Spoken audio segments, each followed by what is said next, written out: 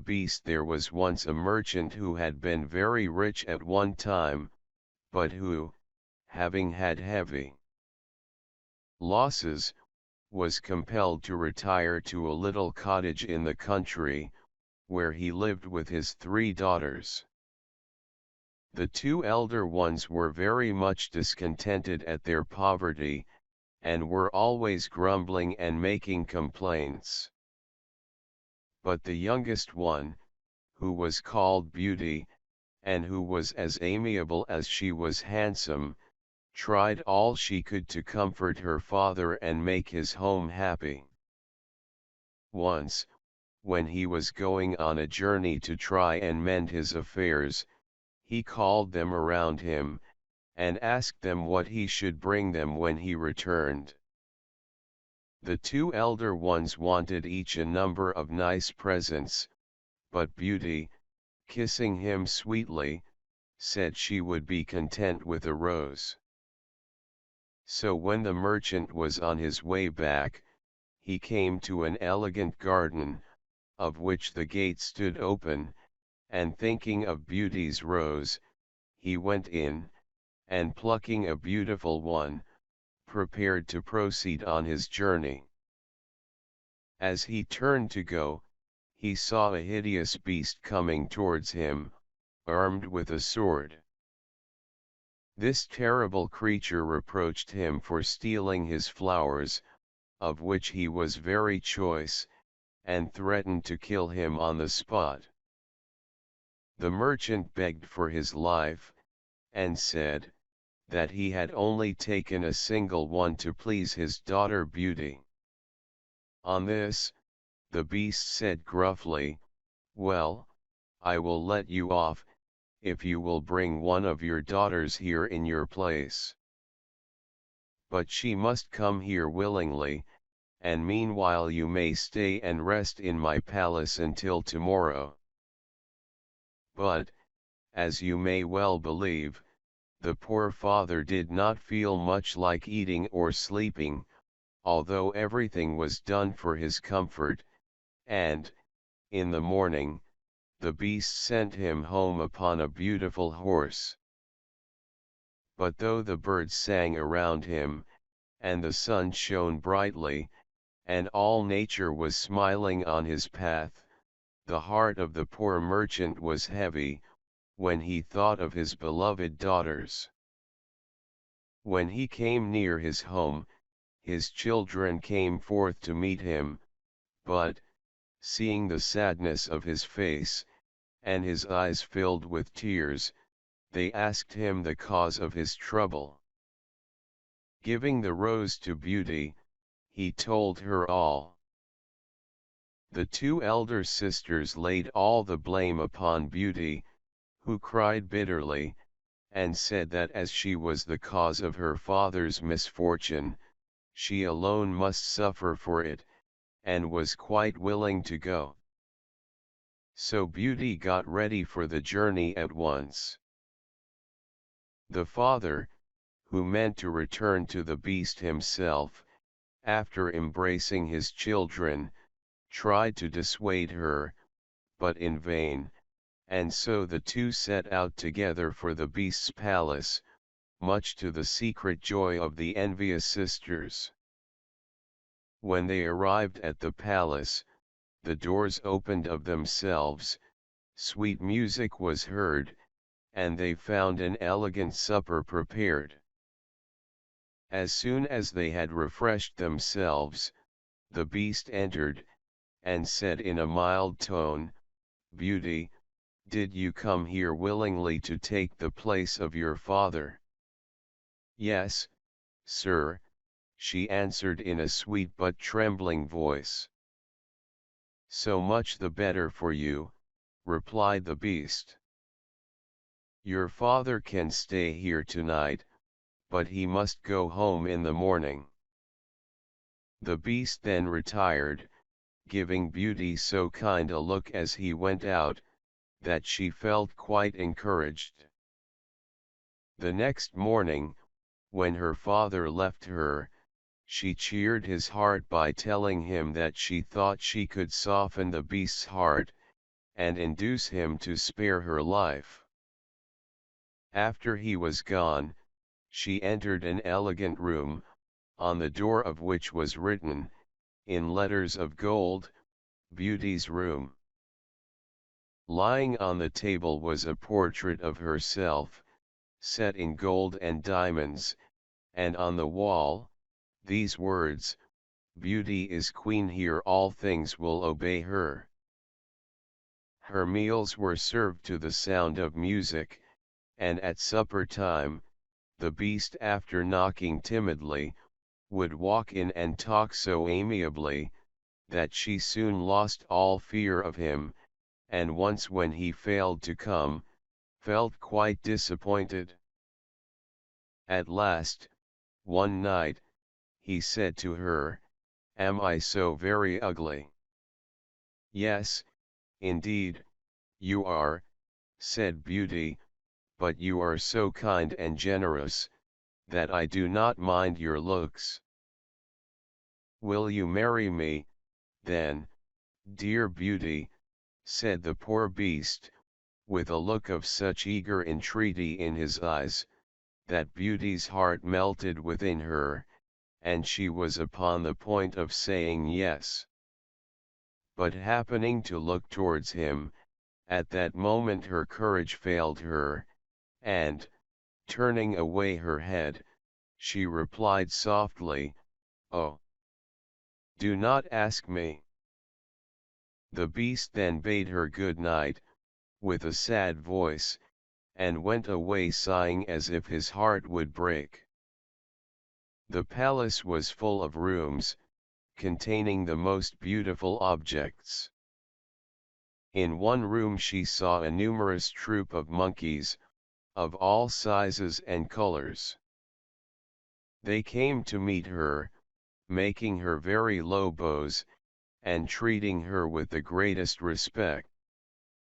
Beauty was much pleased with them, and asked them to show her about the palace. Instantly, two tall and graceful apes, in rich dresses, placed themselves, with great gravity, one on each side of her, while two sprightly little monkeys held up her train as pages.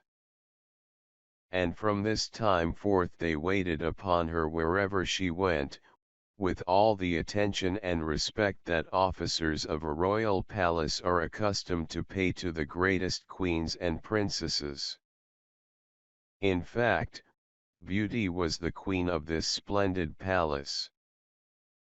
She had only to wish for anything to have it, company, for, except at supper time, she was always alone. Then the Beast would come in and behave so agreeably, that she liked him more and more. And when he would say to her, "Dear Beauty, will you marry me?"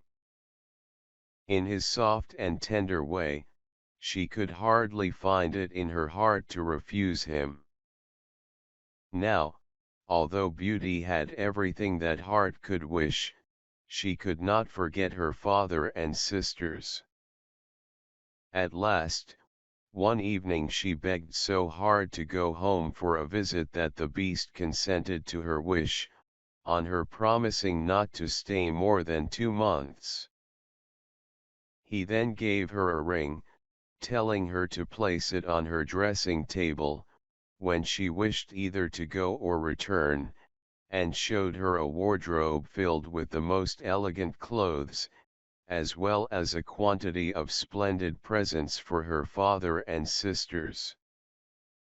The poor Beast was more sad than ever, after he had given his consent to her absence. It seemed to him as if he could not look at her enough, nor muster courage to leave her. She tried to cheer him, saying, "Be of good heart, Beauty will soon return," but nothing seemed to comfort him, and he went sadly away. Beauty felt very badly when she saw how much the poor Beast suffered. She tried, however, to dismiss him from her thoughts, and to think only of the joy of seeing her dear father and sisters on the morrow. Before retiring to rest, she took good care to place the ring upon the table, and great was her joy, on awaking the next morning, to find herself in her father's house, with the clothes and gifts from the palace at her bedside. At first she hardly knew where she was, for everything looked strange to her, but soon she heard the voice of her father, and, rushing out of the room, threw her loving arms around his neck. Beauty then related all the kindness and delicacy of the beast toward her, and in return discovered that he had been as liberal to her father and sisters. He had given them the large and handsome house in which they now lived, with an income sufficient to keep them in comfort. For a long time Beauty was happy with her father and sisters, but she soon discovered that her sisters were jealous of her, and envied her the fine dresses and jewels the beast had given her.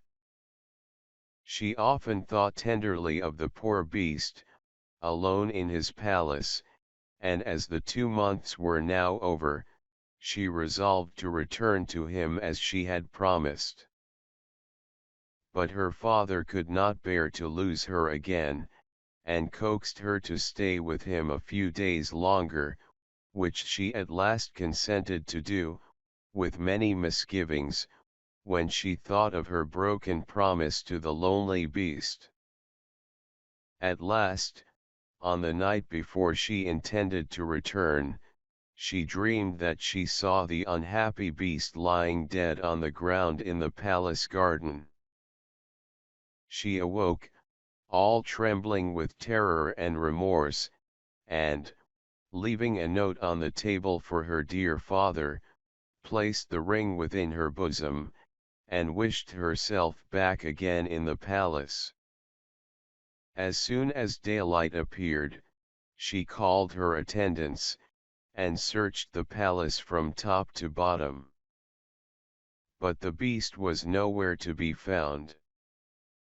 She then ran to the garden, and there, in the very spot that she had seen in her dream, lay the poor beast, gasping and senseless upon the ground, and seeming to be in the agonies of death. At this pitiful sight, Beauty clasped her hands, fell upon her knees, and reproached herself bitterly for having caused his death. Alas! Poor beast, she said, I am the cause of this. How can I ever forgive myself for my unkindness to you, who were so good and generous to me, and mine, and never even reproached me for my cruelty? She then ran to a fountain for cold water, which she sprinkled over him, her tears meanwhile falling fast upon his hideous face.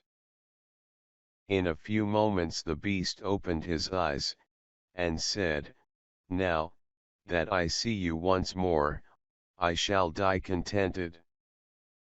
No, no, she cried, you shall not die, you shall live, and Beauty will be your faithful wife.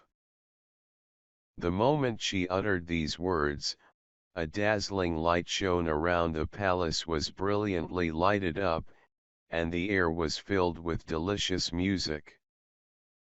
In place of the terrible and dying beast, she saw a young and handsome prince, who knelt at her feet, and told her that he had been condemned to wear the form of a frightful beast, until a beautiful girl should love him in spite of his ugliness.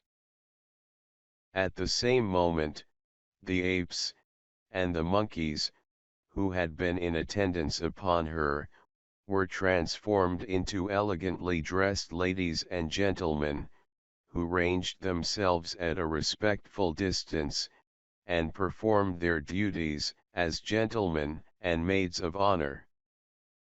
The grateful prince now claimed Beauty for his wife, and she who had loved him, even under the form of the beast, was now tenfold more in love with him, as he appeared in his rightful form. So the very next day, Beauty and the prince were married with great splendor, and lived happily together forever after.